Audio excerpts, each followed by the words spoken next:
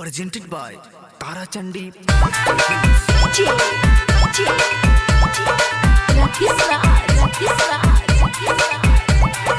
गोरे गोरे गलिया के चूमे दाना रानिया,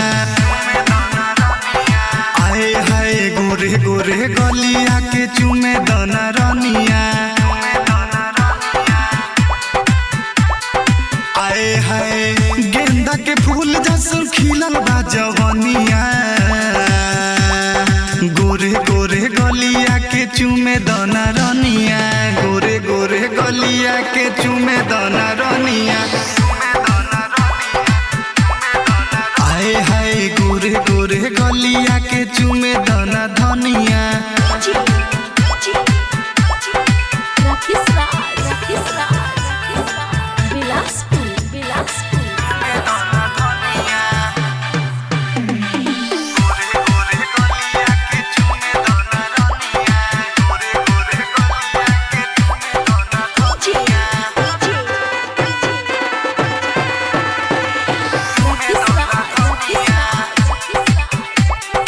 सीना के साइज बढ़ल बा,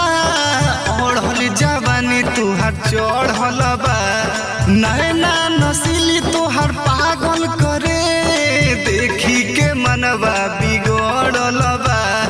देखी के मनवा बिगड़ल बा। सीना के साइज बढ़ल बा, ओढ़ल जवानी तुहार चढ़ल बा, नैना नसीली तुहार पागल करे, देखी के मनवा बिगड़ल बा, हम बनम राजा हमर बन जा तू रानिया, आए हाय गोरे गोरे गलिया के चूमे दाना रानिया, गेंदा के फूल जैसा खिलल बा जवनिया, गेंदा के फूल जैसा खिलल बा जवनिया, गोरे गोरे गलिया के चूमे दाना रानिया, गोरे गोरे गलिया अरे चूमे दाना हो, आए हाय गोरे गोरे गलिया के चूमे दाना धनिया।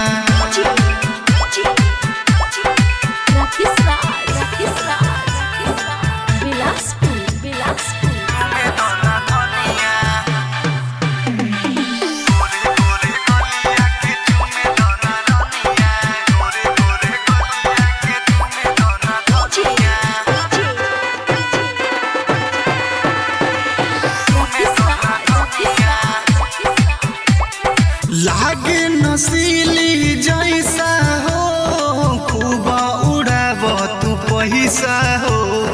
मोर तारे पर भात नीरज मरे ले गाँव भर के लहिका हो, लहिका हो, लहिका हो। लागे नसीली जैसा हो, खूब उड़ाब तू पैसा हो, मोर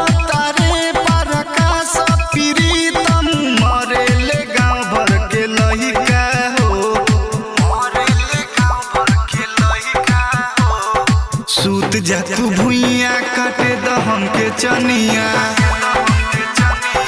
आए हाय गोरे गोरे गलिया के चूमे दाना रानिया, आए हाय गेंदा के फूल जैसा खिलल बा जवनिया, गेंदा के फूल जैसा खिलल बा जवनिया, गोरे गोरे गलिया के चूमे दाना रानिया, गोरे गोरे गलिया अरे चूमे दाना हो, गोरे गोरे गलिया के चूमे दाना धनिया। Presented by Tara Chandi Bhojpuri Film।